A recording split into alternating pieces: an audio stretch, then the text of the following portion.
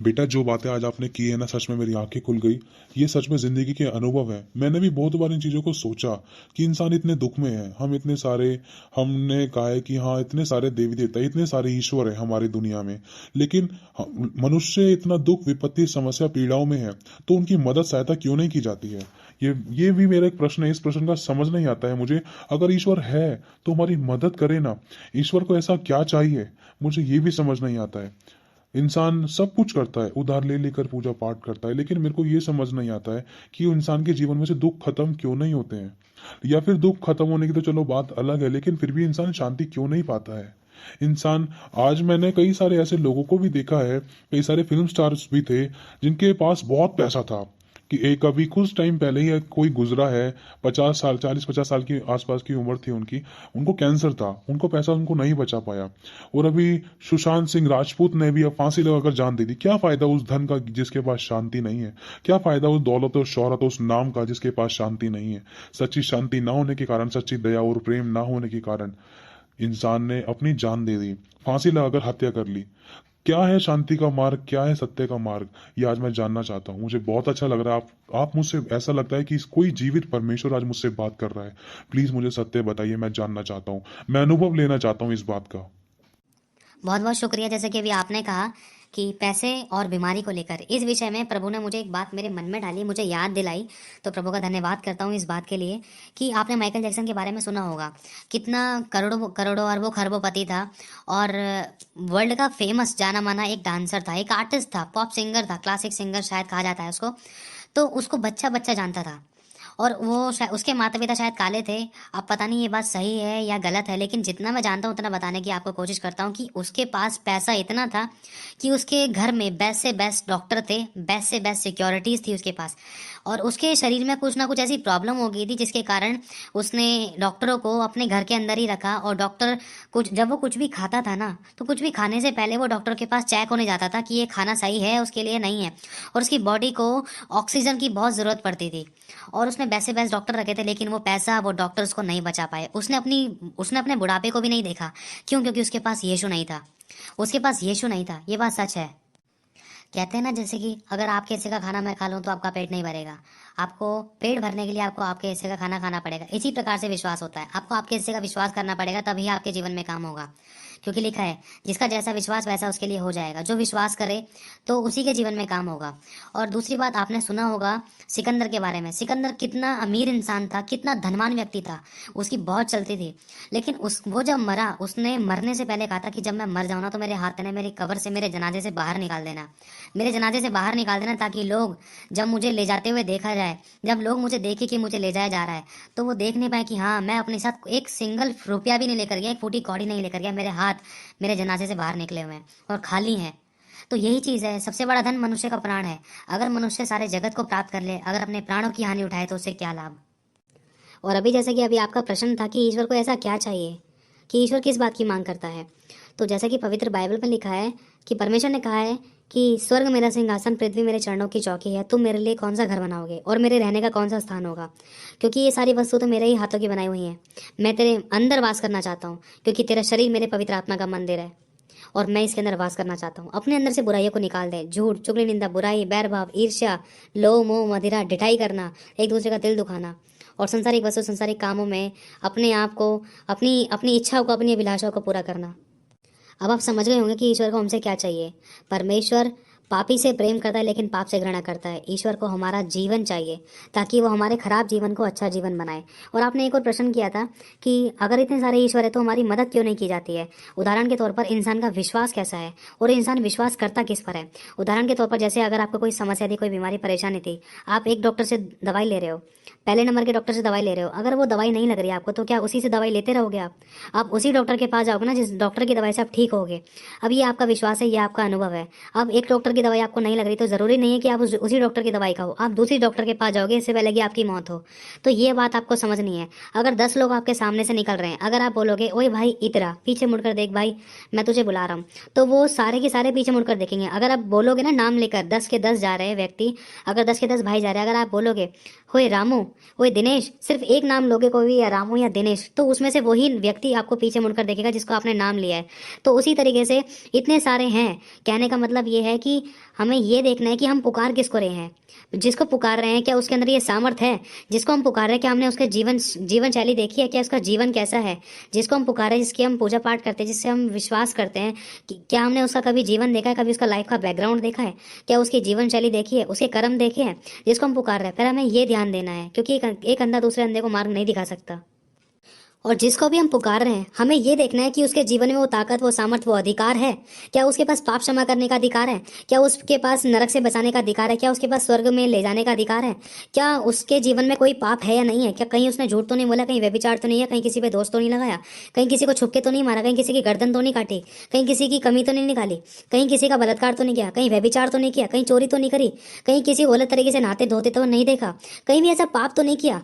अगर दूसरे के जीवन में पाप है, अगर उस सामने वाले के जीवन, अगर फिर से वही बात बताना चाहता हूँ कि अगर एक अंधा है तो वो दूसरे अंधे को मार्ग नहीं दिखा सकता है। हमें ये देखना है ईश्वर के गुण क्या होते हैं, पहले हमें ये जानना है। जिसको हम पुकार रहे हैं, हम, अगर आपको 10 लाख की जरूरत है तो आप उसी से मांगोगे जो लखपति हो, है ना। आप किसी गरीब से नहीं मांगोगे, जो किराए पे रहता है उससे नहीं मांगोगे, पहले उसी से मांगोगे। पहले आप उसका स्टेटस चेक करोगे जिससे आप मांग रहे हो, कि वो देने के योग्य है, क्या वो इतना अमीर है। तो यही चीज़ है, हमें ये देखना है कि जिससे हम चंगाई मांग रहे हैं, छुटकारा मांग रहे हैं, प्रेम मांग रहे हैं, जिससे हम बरकत मांग रहे हैं, जिससे हम अच्छी धंधा रोजगार, रोटी कपड़ा मकान मांग रहे हैं, जिस ईश्वर से मांग रहे हैं, क्या उसके अंदर ये योग्यता है? अगर वो हमें देता है, क्या ये हमारे अंदर बना रहेगा जो वो हमें देगा? कहीं ये हमारा नुकसान में तो नहीं होगा? क्या वो हमें हर समस्या, हर परेशानी, दुख तकलीफ, बीमारी, परेशानी से बचाने की सामर्थ्य रखता है?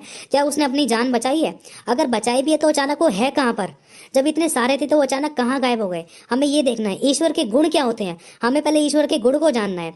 जिसको हम पुकार रहे हैं उसके गुण क्या होते हैं? उसके गुण, ईश्वर के गुण होते हैं, परमेश्वर के गुण होते हैं कि प्रेम, आनंद, शांति, धीरज, कृपा, भलाई, विश्वास, नम्रता और संयम। अगर ये गुण किसी में है तो वो ही ईश्वर है।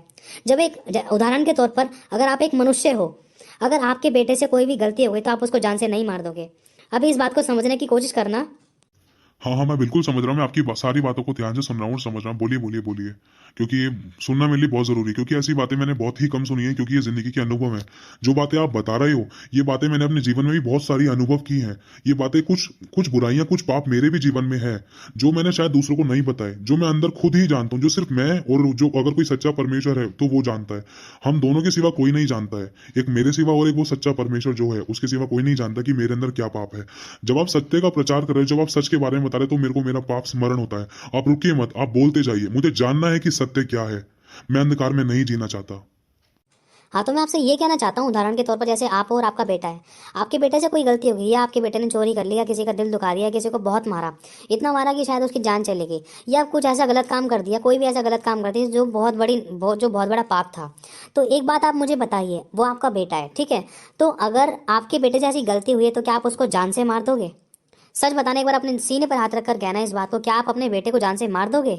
या आप उसको सिर्फ डांट लगाओगे, या आप उसको कुछ टाइम के लिए बात नहीं करोगे, या कुछ भी ऐसा करोगे लेकिन जान से नहीं मारोगे? एक बार इस बात को सोच कर देखो। आप मुझे बताओ, हाँ या ना, जान से मार दोगे या नहीं मारोगे? चाहे उसे कितना ही बड़ा पाप हो, कितनी बड़ी गलती हुई हो। नहीं बेटा, मैं बिल्कुल जान से नहीं मारूंगा। क्यों? क्योंकि वो मेरी संतान है, मेरा बेटा है। मैं उसको बहुत पिटाई कर लूंगा, और मैं उसको चाहे भले ही जेल में बंद करा दूं, चाहे मैं उसको किसी कमरे में बंद कर दूं, चाहे मैं उसको रोटी खाना कपड़ा मकान कुछ ना दूं, लेकिन मैं उसको जान से नहीं मारूंगा। क्योंकि मेरे सीने में भी दिल है। मेरे को भी, मेरे सीने में दिल है, क्योंकि वो मुझसे पैदा हुआ है और वो मेरा बेटा है। मैं जान से नहीं मारूंगा उसको, चाहे भले ही मैं दूसरों के सामने उसकी पिटाई कर लूं, चाहे उसको जलील कर दूं, चाहे किसी भी हद तक चला दूं, लेकिन मैं उसकी जान नहीं लूंगा। मुझे अच्छा लगा सुनकर, क्योंकि ईश्वर का गुण आपके अंदर है, क्योंकि आपके अंदर प्रेम करना, माफ करने वाला हृदय है। तो बस मैं यही कहना चाहता हूँ कि अब सोच कर देखो, अब जिसको हम फॉलो करते हैं, या जिसको हम फॉलो करते थे, या जिसको लोग फॉलो करते थे, जिनके जीवन में दुख थे, जो दुखों से, समस्याओं से, बीमारी से छुटकारा नहीं पा पाए थे, तो मैं एक उदाहरण देना चाहता हूँ कि जब शंकर भगवान जी ने अपने बेटे की गर्दन काट दी थी, वो तो उनका बेटा था। अब सोचो, क्रोध, क्या ईश्वर का एक गुण होता है क्रोध? चलो, अगर काट भी दी तो उसको ठीक भी तो किया जा सकता है। ईश्वर तो सब कुछ करता है। और एक और बात कहना चाहता हूँ, मृत्युंजय, मृत्युंजय का मतलब क्या होता है? मृत्युंजय का मतलब होता है मृत्यु पर जय पाने वाला। आप इस बात को जानते होंगे, जो मरकर जी उठा है। ऐसा कौन है? कौन है ऐसा मृत्युंजय? अगर कोई खुद मरकर जी उठा हो तो ही सामने वाले को, जो मर गया हो उसी को जिला पाएगा, उसी को ठीक कर पाएगा। अगर जो खुद ही मरकर नहीं जी उठा तो सामने वाले को कैसे जिलाएगा? तो सामने वाले को ठीक कैसे करेगा? तो यही बात है, मरकर कौन जी उठा, इस बात के बारे में जब मैंने जाना कि मृत्युंजय का मतलब क्या होता है, मृत्युंजय की ताकत किसके अंदर है, तो ये चीज़ मैंने बाइबल के अंदर पढ़ी है। बाइबल में लिखा है कि यीशु मसीह जब क्रूज पर चढ़ाए गए तो उनकी जब जान गई, जब उन्होंने अपने आप को पूरे जगत के पापों के लिए दिया तो उन्होंने अपनी जान दी। जब यीशु मसीह ने क्रूस पर अपनी जान दी तो उनको कब्र में ले जाया गया। कब्र में ले जाने के बाद है ना, यीशु मसीह तीसरे दिन मुर्दों में से जी उठे। उनके तीसरे दिन मुर्दों में से जी उठने के बाद जब परमेश्वर ने उनको ऐसी सामर्थ्य दी कि वो लोगों को दिखाई देते रहे, 40 दिन तक दिखाई देते रहे। इसे कहते हैं मृत्यु पर जय पाना। मृत्युंजय परमेश्वर, मृत्यु पर जय पाने वाला ईश्वर और परमेश्वर वो यीशु मसीह ही है। जब मैंने इस बात को जाना तब मैं जाना कि हाँ, कि सच में मृत्युंजय इसे कहते हैं। ये एक एक्सपीरियंस है, ये एक अनुभव है और ये एक सच्चाई है। इस बारे में मैंने कहीं और नहीं पढ़ा कि कोई ऐसा नहीं है जो मरकर जी उठा और जिसने दूसरों को भी जिंदगी दी, जो दूसरे मुर्दे थे उनको भी जिला दिया। कोई ऐसा नहीं है जिसने किसी के पाप क्षमा कर दिए सिवाय यीशु मसीह के। जब मैंने जाना कि हाँ, यीशु मसीह की क्रूस की दर्दनाक मृत्यु के सहने से पहले यीशु मसीह ने कई चमत्कार और किए थे, जिसमें एक लाजर नाम का व्यक्ति था, वो मर चुका था, उसको भी जिंदा किया। लाजर 4 दिन की सड़ी हुई लाश थी, उसको जिंदा किया। और एक यायर की बेटी थी, उसको जिंदा किया। और एक विधवा का बेटा था।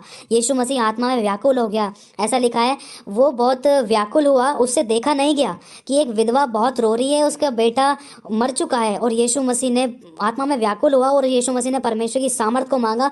यीशु मसीह ने उसी समय उस विधवा के बेटे को जिंदा कर दिया। क्यों? क्योंकि प्रेम इंसान को विवश करता है दूसरों की मदद करने के लिए। प्रेम माफ करना सिखाता है, प्रेम बलिदान को दर्शाता है। और यीशु मसीह ने हमसे प्रेम करने की खातिर अपनी जान दी। तो अब हमें ये जानना है कि जिसको हम दुख, तकलीफ, कमी, घटी, बीमारी, परेशानी में पुकार रहे हैं, क्या वो इसके योग्य है कि वो हमें बचा सके, छुड़ा सके, हमें आज़ाद कर सके, हमें माफ़ कर सके, हमें चंगा कर सके, हमें छुटकारा दे सके, हमारे टूटे रिश्ते को जोड़ सके, हमारे कर्जे को ख़त्म कर सके और हमें दूसरों को देने वाला बना सके, हमें दूसरों की सहायता करने वाला बना सके, हमें दूसरों के आंसू को पोंछने वाला बना सके? क्या सच में उसमें ऐसे गुण हैं जिसको हम पुकार रहे हैं, जिससे हम मदद मांग रहे हैं, जिसकी हम पूजा पाठ कर रहे हैं? हमें ये सोचना है। आज मनुष्य कहता है कि भाई सारे रास्ते एक ही हैं। सारे रास्ते एक नहीं हो सकते। सारे रास्ते एक नहीं है। जैसे 5 उंगली एक बराबर नहीं होती ना, उसी प्रकार से सारे रास्ते एक नहीं हो सकते। अब इस बात को आप समझ गए होंगे।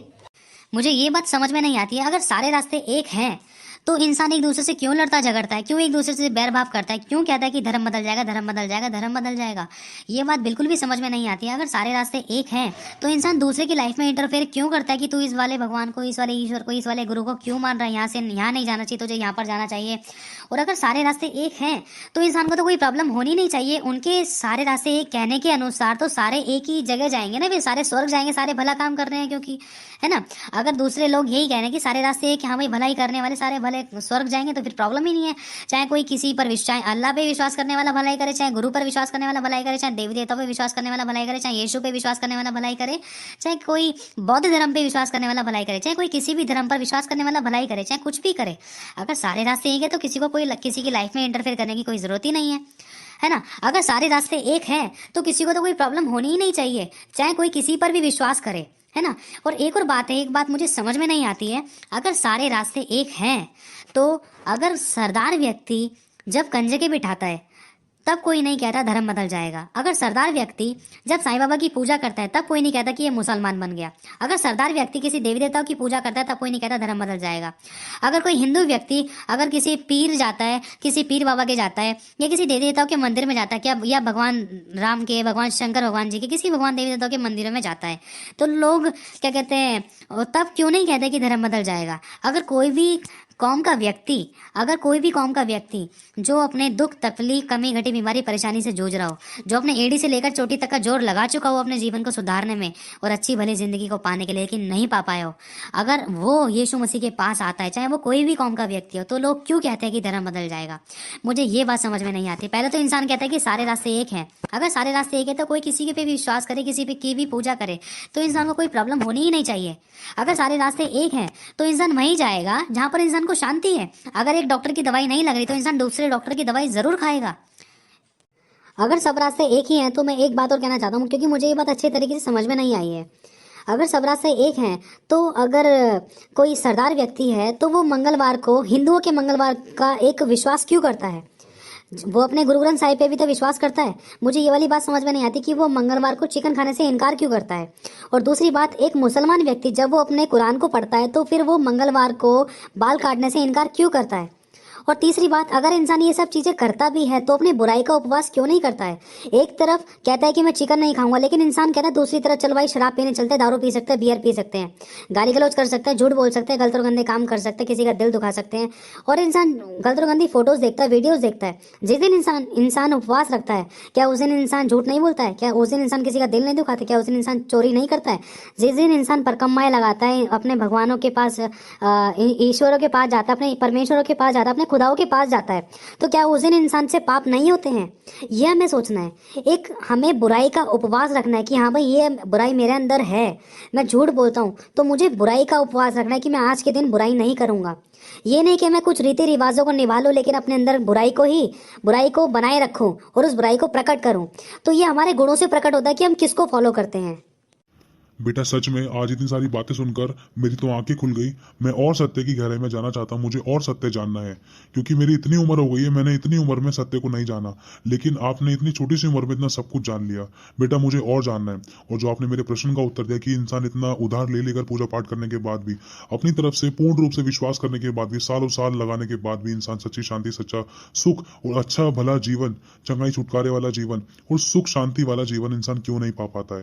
पहली बात ये मनुष्य का चुनाव होता है, और दूसरी बात इंसान किसको फॉलो कर रहा है। इंसान इस बारे में जांच पड़ताल और इस बारे में कोई पूरी तरीके से निगरानी नहीं करता है। इंसान बिना देखे किसी पर भी विश्वास ले आता है, बिना सोचे समझे किसी पर भी विश्वास करने लगता है, बिना सोचे समझे इंसान किसी के दिखाए हुए रास्ते पर चल देता है, लेकिन कभी अनुभव नहीं लेता, ना ही किसी दूसरे के अनुभव से सीखता। लेकिन सच में आप बच्चे बहुत खुश नसीब हो कि आपने बहुत बूढ़े बुजुर्गों के और आपने दूसरे लोगों के अनुभवों से आपने सीख लिया। जैसे दूसरे लोगों ने ठोकर खाई 10-10 साल में, 4-4 साल, 5-5 साल, 8-8, 30-30, 20-20 साल में जो लोग सीखे, वो आपने सिर्फ पल भर में सीख लिया, दूसरों की बातों को जानकर, दूसरों के आंसू को देखकर, दूसरों के अनुभवों को सीख कर, समझकर, सुनकर। सच में जिस ईश्वर की आप उपासना करते हो वो ईश्वर आपको बहुत बड़ा है, और वो परमेश्वर आपको बहुत आशीष दे। और मैं और भी बहुत कुछ जानना चाहता हूँ, मुझे जरूर बताइए।